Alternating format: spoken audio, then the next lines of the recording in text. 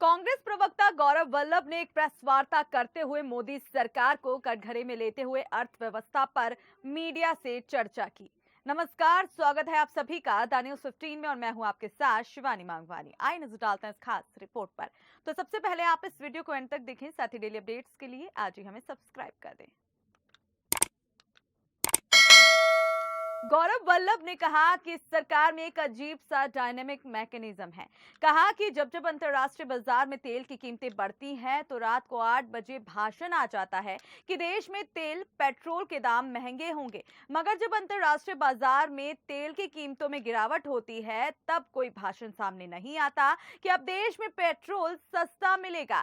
साथ ही भारत सरकार के तेल खरीद बिक्री के कुछ आधिकारिक आंकड़ों को सामने रखते हुए उन्होंने कहा कि पिछले 305 दिनों के कच्चे तेल की कीमतों में 16 रुपए 75 पैसे प्रति लीटर कमी हुई है, मगर लोगों को अभी भी वही पहले वाले दाम ही देने पड़ रहे हैं। कहा कि मोदी जी ने ना जाने एक ऐसी पार्टनरशिप खोल दी है कि अगर फायदा हो तो सिर्फ सरकार का, मगर घाटा हो तो पूरे देश का। इसके अलावा गौरव वल्लभ ने यह भी कहा कि पहले बहुत हल्ला मचाया गया था कि रूस ने तेल बेहद कम दामों में खरीदा गया है। कहा कि या तो वह लोग झूठ थे या आज जो ये सरकारी आंकड़ा है वो झूठा है। 9 महीने में मात्र $2 प्रति बैरल का फायदा हुआ है रूस से कच्चा तेल आने में। इसी पर गौरव वल्लभ ने केंद्र के सामने 4 सवाल रखते हुए कहा, देश के लोगों को कच्चे तेल के दामों में कटौती का फायदा क्यों नहीं मिलता? पिछले 305 दिनों में कच्चे तेल की कीमतों में 16 रुपए 75 पैसे की कमी हुई है, जो कमी देश वालों को पेट्रोल के दामों के रूप में मिलनी थी, मगर वो क्यों नहीं मिली? डायनेमिक प्राइस के तहत कच्चे तेल के दामों की कीमत बढ़ती है, कमती क्यों नहीं? जिन प्राइवेट कंपनियों को तेल कम दामों में दिया गया है उनके नाम सार्वजनिक क्यों नहीं होते? गौरव वल्लभ ने आगे क्या कुछ कहा, देखें इस वीडियो में। एक प्राइसिंग मैकेनिज्म मोदी सरकार हमेशा दुहाई देती है कि पेट्रोल और डीजल की कीमतें हैं वो हमारे हाथ में नहीं है, क्योंकि डायनेमिक प्राइसिंग होती है। बड़े बड़े सरकार के मंत्री, हालांकि तेल के मंत्री को तो समय ही नहीं मिलता राहुल गांधी जी को गालियां देने के अलावा, पर और जो और मंत्री है, क्योंकि तेल के मंत्री तेल के अलावा सब विषय पर अपना ज्ञान बांटते हैं, पर जो भी मंत्री है वो हमेशा कहते हैं कि अंतर्राष्ट्रीय बाजार की कच्चे तेल की कीमतें देश में पेट्रोल और डीजल की कीमतों का निर्धारण करती है, और ये डायनेमिक प्राइसिंग मैकेनिज्म यूपीए सरकार ने इसकी एस्टेब्लिशमेंट करी है और हम इसको आगे बढ़ाते हैं। पर एक अजीब सा डायनेमिक प्राइसिंग मैकेनिज्म है जिसमें एक अंग्रेजी की कहावत है कि heads I win tells you lose, मतलब चिट आए तो मैं जीता, पट आए तो तुम हारे। मतलब हार हमेशा देश के देशवासियों की होनी है। जब भी अंतर्राष्ट्रीय बाजार में तेल की कीमतें बढ़ती है तो आज रात 12 बजे से वो स्टेटमेंट लागू हो जाता है और पेट्रोल और डीजल की कीमतों में बढ़त लागू कर दी जाती है। पर जब अंतर्राष्ट्रीय बाजार में कच्चे तेल की कीमतें घटती है तो वो आज रात 12 बजे वाला स्टेटमेंट नहीं आता। देश के लोग को तो इस शब्द से ही भय, आज रात 12 बजे से लोगों को लगता है अब क्या होगा, पर वो जब घटती है तो उस घटत का लाभ देश के लोगों को क्यों नहीं मिलता? एक हिंदी में कहावत है, मीठा मीठा गप गप कड़वा कड़वा दूध। जब कच्चा तेल महंगा तो कीमतें देशवासी बने, और जब कच्चा तेल सस्ता तो वो सीधा के सीधा सरकार की किटी में जाए। वो कच्चे तेल की फॉल में, कच्चे तेल की में जो कीमतों में कमी आई, उसका फायदा क्यों नहीं मिलता? मोदी जी आप देश को बताइए, ये कौन सा मॉडल है आपका कि मीठा मीठा गप गप कड़वा कड़वा तू? ये कौन सा मॉडल है कि heads I win tells you lose? मतलब जीत सरकार की होगी, ऊपर जाए तो आप भुगतो, नीचे आए तो मैं रखूंगा। दूसरा, पिछले 305 दिनों में कच्चे तेल की कीमतों में 16 रुपए 75 पैसे प्रति लीटर की कमी हुई है, और ये गणना मैं आप सबके सामने करके यहाँ पे आपको दूंगा। ये डॉलर में भाव है प्रति बैरल, इसको हमने उस समय की डॉलर INR रेट में कन्वर्ट किया और फिर प्रति लीटर निकाला, तो ये 16 रुपए 75 पैसे प्रति लीटर की कमी देशवासियों को पेट्रोल और डीजल की कीमतों में मिलनी थी, उसको मोदी जी आपने क्यों रोक रखी? तीसरा सवाल कि ये डायनेमिक प्राइसिंग एक ही डायरेक्शन में मूव क्यों करती है? डायनेमिक प्राइसिंग कम क्यों नहीं होती? Why dynamic pricing is unidirectional?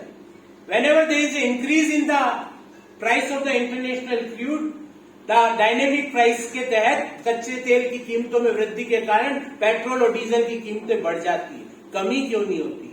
और चौथा और महत्वपूर्ण, पब्लिक सेक्टर की कंपनियों के अलावा किन किन प्राइवेट सेक्टरों की कंपनियों ने रूस से कच्चा तेल खरीदा, उनका नाम और किस भाव में खरीदा, और पब्लिक सेक्टर कंपनियों को रूस ने किस भाव में बेचा, ये सारी जानकारी देश के सामने रखी। $9.5 प्रति बैरल, ये आंकड़ा सिर्फ और सिर्फ भारत सरकार की वेबसाइट से निकाला हुआ आंकड़ा। और मार्च 20 मतलब परसों कच्चे तेल जो भारत खरीद रहा है उसकी कीमत हो जाती है $70.69 प्रति बैरल।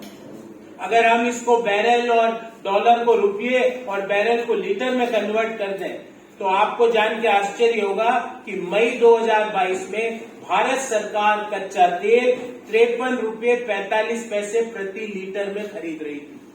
ये भी सरकारी आंकड़ा।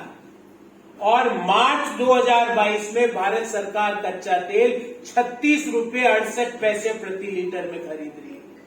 हम ये कह ही नहीं रहे सरकार से ये अगर उम्मीद करें कि वो एक्साइज ड्यूटी कम कर देगी, मोदी सरकार में वो संवेदना है ही नहीं।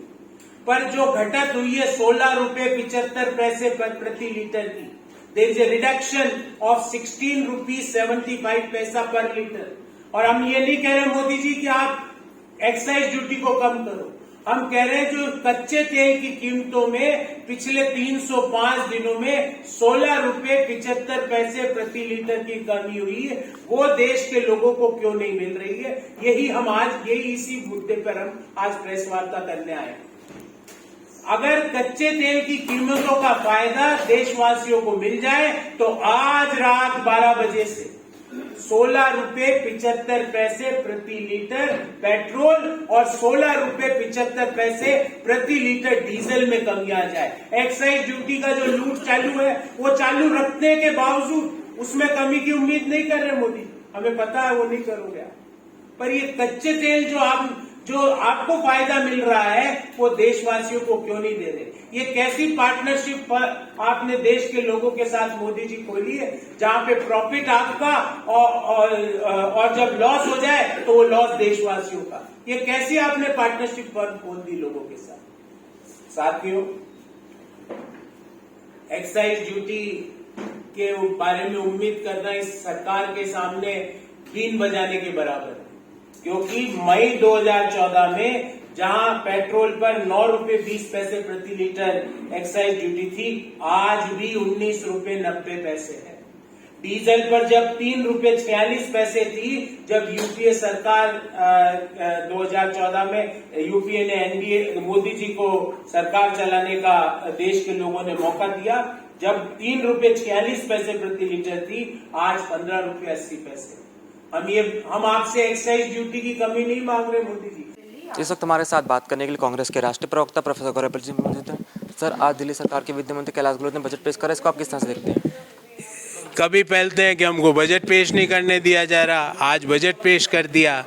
देश सरकार को ये बताइए, दिल्ली के लोगों को ये बताइए वित्त मंत्री जी कि आबकारी घोटाले में क्या कहाँ पैसा लगा, क्या आप लिप्त थे? अगर सिसोदिया जी लिप्त नहीं थे तो कौन लोग लिप्त थे, उनका नाम देश और दिल्ली के लोगों को बताइए। तो ये बजट के पीछे कभी आप छुप गए 2 दिन तक, हमें बजट से रोक दिया, हमें बजट से रोक दिया, अरे हमें नहीं बजट पेश करने दे रहे। अभी आज आपने कर लिया, अब आप बताइए कि दारू के घोटाले में आपके उप मुख्यमंत्री का नाम क्यों आता है? दूसरा, मुख्यमंत्री दारू की ऐसी अवस्था में क्यों पहुंच जाता है कि उसे अनफिट टू फ्लाई कर दिया जाता है फ्रैंकफर्ट के हवाई अड्डे पे? देश को, दिल्ली को और पंजाब के लोगों को इन सवालों का जवाब दीजिए। इसके साथ ही कैलाश गहलोत ने ये कहा कि 8 साल में शिक्षा को लेकर जो भी वादे किए गए थे वो सारे पूरे करे गए।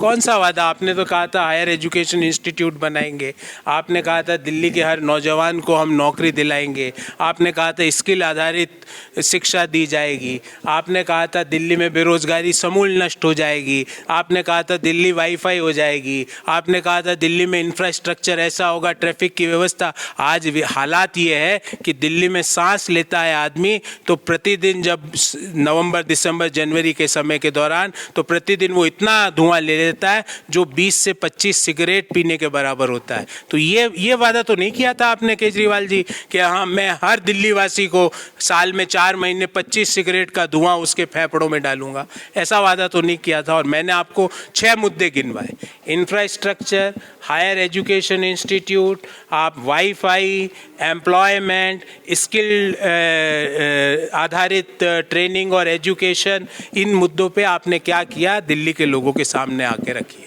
कैलाश गहलोत ने जो बजट पेश कर गया उसमें शिक्षा को काफ़ी महत्वपूर्ण दिया गया है। ठीक है, अच्छी बात है, हम उसका कोई विरोध नहीं कर रहे हैं, पर सवाल ये है कि जो लोग राजनीति से भ्रष्टाचार को खत्म करने आए थे, उसके 6 मंत्री आज भ्रष्टाचार के आरोपी है और 2-3 तो अंदर बैठे हुए। तो इन सवाल का जवाब दीजिए। जो आप भ्रष्टाचार, इंडिया अगेंस्ट करप्शन जो बातें करते थे, जो आपकी पार्टी की और आपकी बातों की नींव हुआ करती थी, वो नींव कैसे हिल गई, इस सवाल का जवाब दीजिए। बहुत बहुत शुक्रिया हमारे साथ बात करने के लिए। हमारे साथ बात करने के लिए कांग्रेस के राष्ट्रीय प्रवक्ता प्रोफेसर गौरव। द न्यूज़ 15 के लिए दिल्ली से शुभ। तो हमारी आज की वीडियो में बस इतना ही। ऐसे ही डेली अपडेट्स के लिए आज ही हमें सब्सक्राइब करें।